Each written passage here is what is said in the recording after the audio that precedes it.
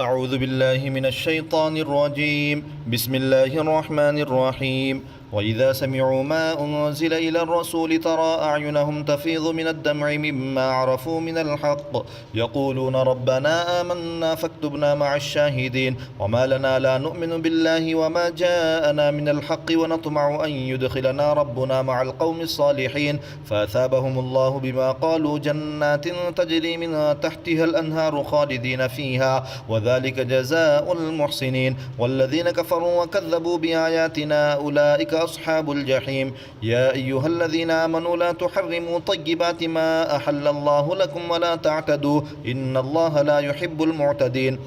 وكلوا مما رزقكم الله حلالا طيبا واتقوا الله الذي أنتم به مؤمنون. لا يؤاخذكم الله باللغو في أيمانكم ولكن يؤاخذكم بما عقدتم الأيمان فكفارته إطعام 10 مساكين من أوسط ما تطعمون أهليكم أو كسوتهم أو تحرير رقبة فمن لم يجد فصيام 3 أيام ذلك كفارة أيمانكم إذا حلفتم واحفظوا أيمانكم كذلك يبين الله لكم آياته لعلكم تشكرون. يا أيها الذين آمنوا إنما الخمر والميسر والأنصاب والأزلام رجس من عمل الشيطان فاجتنبوه لعلكم تفلحون. إنما يريد الشيطان أن يوقع بينكم العداوة والبغضاء في الخمر والميسر ويصدكم عن ذكر الله وعن الصلاة فهل أنتم منتهون. وأطيعوا الله وأطيعوا الرسول واحذروا فإن توليتم فاعلموا أنما على رسولنا البلاغ المبين. ليس على الذين آمنوا وعملوا الصالحات جناح فيما طعموا إذا ما اتقوا وآمنوا وعملوا الصالحات ثم اتقوا وآمنوا ثم اتقوا وأحسنوا والله يحب المحسنين. يا أيها الذين آمنوا لا يبلونكم الله بشيء من الصيد تناله أيديكم ورماحكم ليعلم الله من يخافه بالغيب فمن اعتدى بعد ذلك فله عذاب أليم. يا أيها الذين آمنوا لا تقتلوا الصيد وأنتم حرم ومن قتله منكم متعمدا فجزاء مثل ما قتل من النعم يحكم به ذوى عدل منكم هديا بالغ الكعبة أو كفارة طعام مساكين أو عدل ذلك صياما ليذوق وبال أمره عفى الله عما سلف ومن عاد فينتقم الله منه والله عزيز ذو انتقام. أحل لكم صيد البحر وطعامه متاعا لكم وللسيارة وحرم عليكم صيد البر ما دمتم حرما واتقوا الله الذي إليه تحشرون. جعل الله الكعبة البيت الحرام قياما للناس والشهر الحرام والهدي والقلائد ذلك لتعلموا أن الله يعلم ما في السماوات وما في الأرض وأن الله بكل شيء عليم. اعلموا أن الله شديد العقاب وأن الله غفور رحيم. ما على الرسول إلا البلاغ والله يعلم ما تبدون وما تكتمون. قل لا يستوي الخبيث والطيب ولو أعجبك كثرة الخبيث فاتقوا الله يا أولي الألباب لعلكم تفلحون. يا أيها الذين آمنوا لا تسألوا عن أشياء إن تبد لكم تسؤكم وإن تسألوا عنها حين ينزل القرآن تبد لكم عفى الله عنها والله غفور حليم. قد سألها قوم من قبلكم ثم أصبحوا بها كافرين. ما جعل الله من بحيرة ولا سائبة ولا وصيلة ولا حام ولكن الذين كفروا يفترون على الله الكذب وأكثرهم لا يعقلون. وإذا قيل لهم تعالوا إلى ما أنزل الله وإلى الرسول قالوا حسبنا ما وجدنا عليه آباءنا أولو كان آباؤهم لا يعلمون شيئا ولا يهتدون. يا أيها الذين آمنوا عليكم أنفسكم لا يضركم من ضل إذا اهتديتم إلى الله مرجعكم جميعا فينبئكم بما كنتم تعملون. يا أيها الذين آمنوا شهادة بينكم إذا حضر أحدكم الموت حين الوصية اثنان ذوى عدل منكم وآخران من غيركم إن أنتم ضربتم في الأرض فأصابتكم مصيبة الموت تحبسونهما من بعد الصلاة فيقسمان بالله إن ارتبتم لا نشتري به ثمنا ولو كان ذا قربى ولا نكتم شهادة الله إنا إذا لمن الآثمين. فإن عثر على أنهما استحقا إثما فآخران يقومان مقامهما من الذين استحق عليهم الأوليان فيقسمان بالله لشهادتنا أحق من شهادتهما وما اعتدينا إنا إذا لمن الظالمين.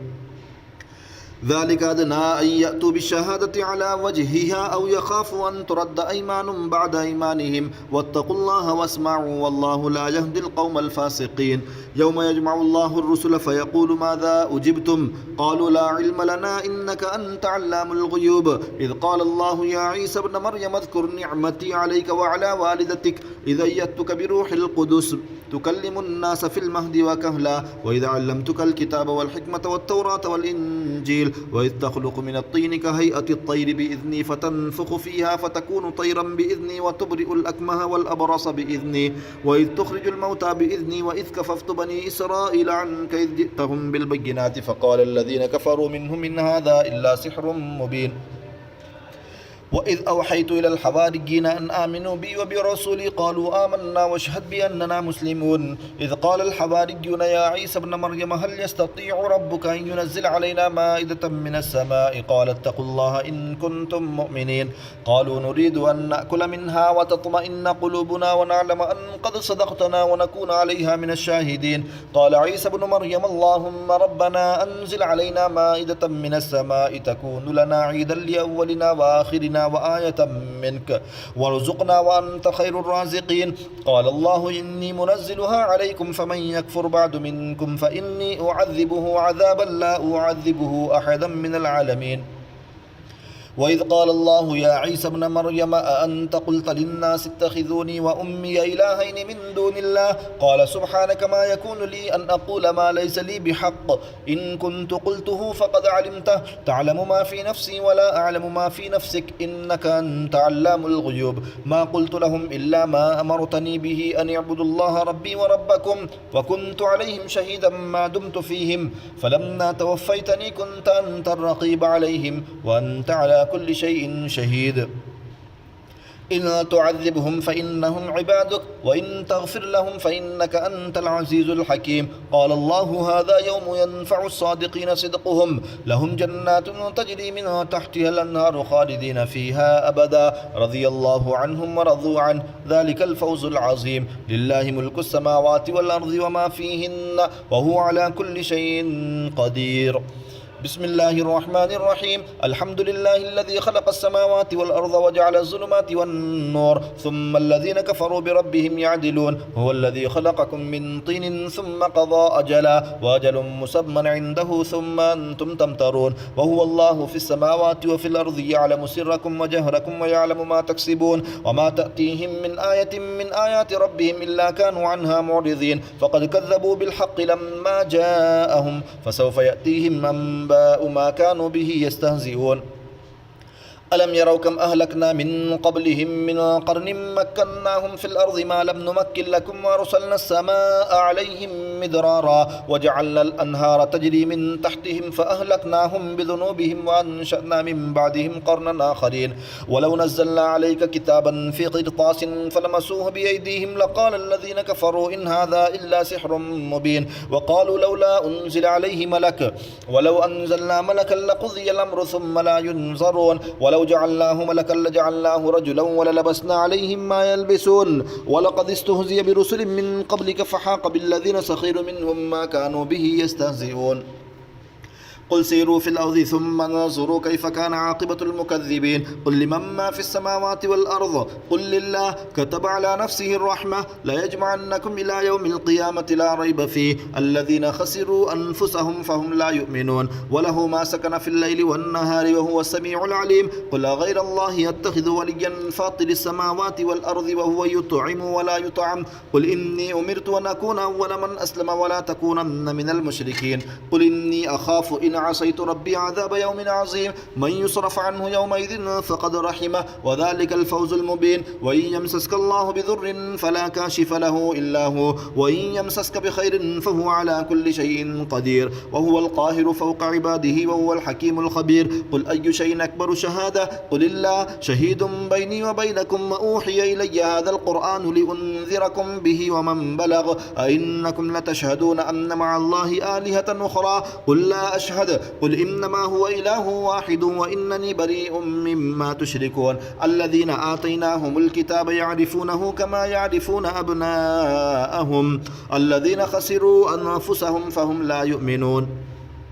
ومن أظلم ممن افترى على الله كذبا أو كذب بآياته إنه لا يفلح الظالمون ويوم نحشرهم جميعا ثم نقول للذين أشركوا أين شركاؤكم الذين كنتم تزعمون ثم لم تكن فتنتهم إلا أن قالوا والله ربنا ما كنا مشركين وانظر كيف كذبوا على أنفسهم وضل عنهم ما كانوا يفترون ومنهم من يستمع إليك وجعلنا على قلوبهم أكنة أن يفقهوه وفي آذانهم وقرا وإن يروا كل آية لا يؤمنوا بها حتى إذا جاءوك يجادلونك يقول الذين كفروا إن هذا إلا أساطير الأولين وهم ينهون عنه وينأون عنه وإن يهلكون إلا أنفسهم وما يشعرون ولو ترى إذ وقفوا على النار فقالوا يا ليتنا نرد ولا نكذب بآيات ربنا ونكون من المؤمنين بل بدا لهم ما كانوا يخفون من قبل ولو ردوا لعادوا لما نهوا عنه وإنهم لكاذبون وقالوا إن هي إلا حياتنا الدنيا وما نحن بمبعوثين ولو ترى إذ وقفوا على ربهم قال أليس هذا بالحق قالوا بلى وربنا قال فذوقوا العذاب بما كنتم تكفرون قد خسر الذين كذبوا بلقاء الله حتى إذا جاءتهم الساعة بغتة قالوا يا حسرتنا على ما فرطنا فيها وهم يحملون أوزارهم على ظهورهم ألا ساء ما يزرون وما الحياة الدنيا إلا لعب ولهو وللدار الآخرة خير للذين يتقون فلا تعقلون قد نعلم إنه ليحزنك الذي يقولون فإنهم لا يكذبونك ولكن الظالمين بآيات الله يجحدون ولقد كذبت رسل من قبلك فصبروا على ما كذبوا وأوذوا حتى أتاهم نصرنا ولا مبدل لكلمات الله ولقد جاءك من نبأ المرسلين وإن كان كبر عليك إعراضهم فإن استطعت أن تبتغي نفقا في الأرض أو سلما في السماء فتأتيهم بآية ولو شاء الله لجمعهم على الهدى فلا تكونن من الجاهلين إنما يستجيب الذين يسمعون والموتى يبعثهم الله ثم إليه يرجعون وقالوا لولا نزل عليه آية من ربه قل إن الله قادر على أن ينزل آية ولكن أكثرهم لا يعلمون وما من دابة في الأرض ولا طائر يطير بجناحيه إلا أمم أمثالكم ما فرطنا في الكتاب من شيء ثم إلى ربهم يحشرون والذين كذبوا بآياتنا صم وبكم في الظلمات من يشاء الله يضلله ومن يشاء يجعله على صراط مستقيم قل أرأيتكم إن أتاكم عذاب الله أو أتتكم الساعة وغير الله تدعون إن كنتم صادقين بل إياه تدعون فيكشف ما تدعون إليه إن شاء وتنسون ما تشركون ولقد أرسلنا إلى أمم من قبلك فأخذناهم بالبأساء والضراء لعلهم يتضرعون فلولا إذ جاءهم بأسنا تضرعوا ولكن قست قلوبهم وزين لهم الشيطان ما كانوا يعملون فلما نسوا ما ذكروا به فتحنا عليهم أبواب كل شيء حتى إذا فرحوا بما أوتوا أخذناهم بغتة فإذا هم مبلسون فقطع دابر القوم الذين ظلموا والحمد لله رب العالمين قل أرأيتم إن أخذ الله سمعكم وأبصاركم وختم على قلوبكم من إله غير الله يأتيكم به انظر كيف نصرف الآيات ثم هم يصدفون قل أرأيتكم إن أتاكم عذاب الله بغتة أو جهرة هل يهلك إلا القوم الظالمون وما نرسل المرسلين إلا مبشرين ومنذرين فمن آمن وأصلح فلا خوف عليهم ولا هم يحزنون والذين كذبوا بآياتنا يمسهم العذاب بما كانوا يفسقون قل لا أقول لكم عندي خزائن الله ولا أعلم الغيب ولا أقول لكم إني ملك إن أتبع إلا ما يوحى إلي قل هل يستوي الأعمى والبصير أفلا تتفكرون وأنذر به الذين يخافون أن يحشروا إلى ربهم ليس لهم من دونه ولي ولا شفيع لعلهم يتقون ولا تطرد الذين يدعون ربهم بالغداة والعشي يريدون وجهه ما عليك من حسابهم من شيء وما من حسابك عليهم من شيء فتطردهم فتكون من الظالمين وكذلك فتنا بعضهم ببعض ليقولوا أهؤلاء من الله عليهم من بيننا أليس الله بأعلم بالشاكرين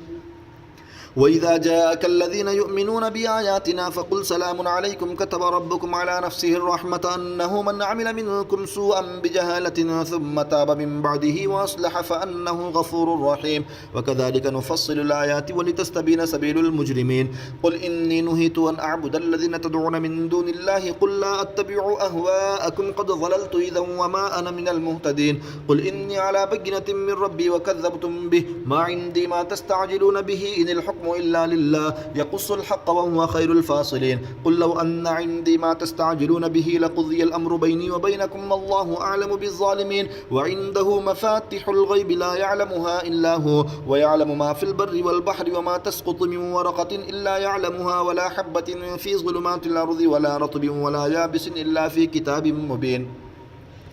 وهو الذي يتوفاكم بالليل ويعلم ما جرحتم بالنهار ثم يبعثكم فيه ليقضى أجل مسمى ثم إليه مرجعكم ثم ينبئكم بما كنتم تعملون وهو القاهر فوق عباده ويرسل عليكم حفظا حتى إذا جاء أحدكم الموت توفته رسلنا وهم لا يفرطون ثم ردوا إلى الله مولاهم الحق ألا له الحكم وهو أسرع الحاسبين قل من ينجيكم من ظلمات البر والبحر تدعونه تضرعا وخفيا لئن أنجانا من هذه لنكونن من الشاكرين قل الله ينجيكم منها ومن كل كرب ثم أنتم تشركون قل هو القادر على أن يبعث عليكم عذابا من فوقكم أو من تحت أرجلكم أو يلبسكم شيعا ويذيق بعضكم بأس بعض انظر كيف نصرف الآيات لعلهم يفقهون وكذب به قومك وهو الحق قل لست عليكم بوكيل لكل نبأ مستقر وسوف تعلمون وإذا رأيت الذين يخوضون في آياتنا فأعرض عنهم حتى يخوضوا في حديث غيره وإما ينسينك الشيطان فلا تقعد بعد الذكرى مع القوم الظالمين وما على الذين يتقون من حسابهم من شيء ولكن ذكرى لعلهم يتقون وذر الذين اتخذوا دينهم لعبا ولهوا وغرتهم الحياة الدنيا وذكر به أن تبصر نفس بما كسبت ليس لها من دون الله ولي ولا شفيع وإن تعدل كل عدل لا يؤخذ منها أولئك الذين أبسلوا بما كسبوا لهم شراب من حميم وعذاب أليم بما كانوا يكفرون قل أندعو من دون الله ما لا ينفعنا ولا يضرنا ونرد على أعقابنا بعد إذ هدانا الله كالذي استهوته الشياطين في الأرض حيران له أصحاب يدعونه إلى الهدى ائتنا قل إن هدى الله هو الهدى وأمرنا لنسلم لرب العالمين ونقيم الصلاة واتقوه وهو الذي إليه تحشرون وهو الذي خلق السماوات والأرض بالحق ويوم يقول كن فيكون قوله الحق وله الملك يوم ينفخ في الصور عالم الغيب والشهادة وهو الحكيم الخبير وإذ قال إبراهيم لأبيه آزر تتخذ أصناما آلهة إني أراك وقومك في ضلال مبين وكذلك نري إبراهيم ملكوت السماوات والأرض وليكون من الموقنين فلما جن عليه الليل رأى كوكبا قال هذا ربي فلما أفل قال لا أحب الآفلين فلما رأى القمر بازغا قال هذا ربي فلما أفل قال لئن لم يهدني ربي لأكونن من القوم الضالين فلما رأى الشمس بازغة قال هذا ربي هذا أكبر فلما أفلت قال يا قوم إني بريء مما تشركون إني وجهت وجهي للذي فطر السماوات والأرض حنيفا وما أنا من المشركين وحاجه قومه قال أتحاجوني في الله وقد هدان ولا أخاف ما تشركون به إلا أن يشاء ربي شيئا وسع ربي كل شيء علما أفلا تتذكرون وكيف أخاف ما أشركتم ولا تخافون أنكم أشركتم بالله ما لم ينزل به عليكم سلطانا فأي الفريقين أحق بالأمن إن كنتم تعلمون الذين آمنوا ولم يلبسوا إيمانهم بظلم أولئك لهم الأمن وهم مهتدون وتلك حجتنا آتيناها إبراهيم على قومه نرفع درجات من نشاء إن ربك حكيم عليم ووهبنا له إسحاق ويعقوب كلا هدينا ونوحا هدينا من قبل ومن ذريته داود وسليمان وأيوب ويوسف وموسى وهارون وكذلك نجزي المحسنين وزكريا ويحيى وعيسى وإلياس كل من الصالحين وإسماعيل واليسع ويونس ولوطا وكلا فضلنا على العالمين ومن آبائهم وذرياتهم وإخوانهم واجتبيناهم وهديناهم إلى صراط مستقيم ذلك هدى الله يهدي به من يشاء من عباده ولو أشركوا لحبط عنهم ما كانوا يعملون أولئك الذين آتيناهم الكتاب والحكم والنبوة فإن يكفر بها هؤلاء فقد وكلنا بها قوما ليسوا بها بكافرين أولئك الذين هدى الله فبهداه مقتده قل لا أسألكم عليه أجرا إن هو إلا ذكرى للعالمين وما قدر الله حق قدره إذ قالوا ما أنزل الله على بشر من شيء قل من أنزل الكتاب الذي جاء به موسى نورا وهدى للناس تجعلونه قراطيس تبدونها وتخفون كثيرا وعلمتم ما لم تعلموا أنتم ولا آباؤكم قل الله ثم ذرهم في خوضهم يلعبون وهذا كتاب أنزلناه مبارك مصدق الذي بين يديه ولتنذر أم القرى ومن حولها والذين يؤمنون بالآخرة يؤمنون به وهم على صلاتهم يحافظون ومن أظلم ممن افترى على الله كذبا أو قال أوحي إلي ولم يوحى إليه شيء ومن قال سأنزل مثل ما أنزل الله ولو ترى إذ الظالمون في غمرات الموت والملائكة باسطوا أيديهم أخرجوا أنفسكم اليوم تجزون عذاب الهون بما كنتم تقولون على الله غير الحق وكنتم عن آياته تستكبرون ولقد جئتمونا فرادا كما خلقناكم أول مرة وتركتم ما خولناكم وراء ظهوركم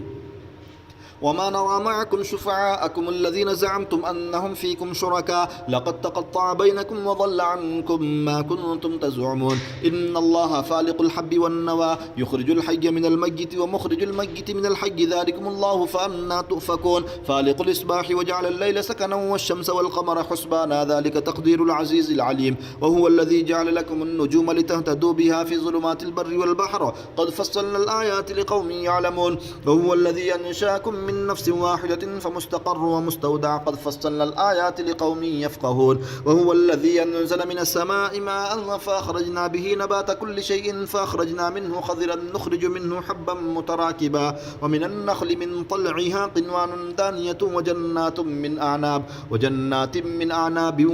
وجنات من أعناب والزيتون والرمان مشتبها وغير متشابه انظروا إلى ثمره إذا أثمر وينعه إن في ذلكم لآيات لقوم يؤمنون وجعلوا لله شركاء الجن وخلقهم وخرقوا له بنين وبنات بغير علم سبحانه وتعالى عما يصفون بديع السماوات والأرض أنى يكون له ولد ولم تكن له صاحبة وخلق كل شيء وهو بكل شيء عليم ذلكم الله ربكم لا إله إلا هو خالق كل شيء فاعبدوه وهو على كل شيء وكيل لا تدركه الأبصار وهو يدرك الأبصار وهو اللطيف الخبير قد جاءكم بصائر من ربكم فمن أبصر فلنفسه ومن عمي فعليها وما أنا عليكم بحفيظ وكذلك نصرف الآيات وليقولوا درست ولنبينه لقوم يعلمون